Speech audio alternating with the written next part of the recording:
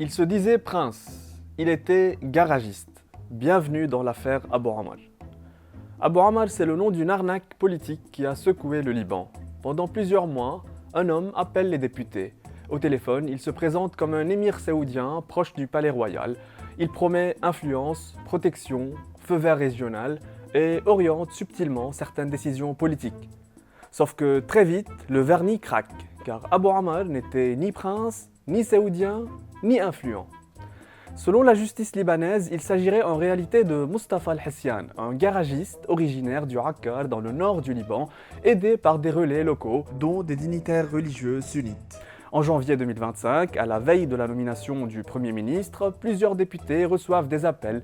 Le message est clair, ne pas nommer Najib Mikati et si possible, soutenir Nawaf Salam.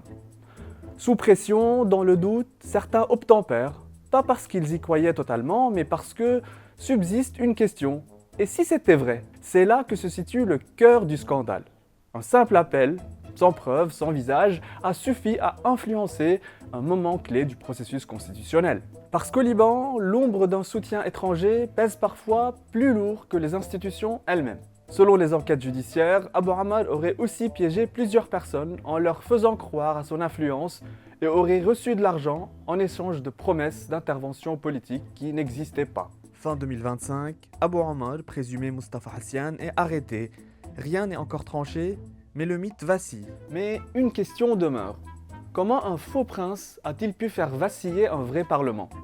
En résumé, au Liban, il ne faut parfois ni royaume ni couronne, juste un téléphone et beaucoup de crédulité.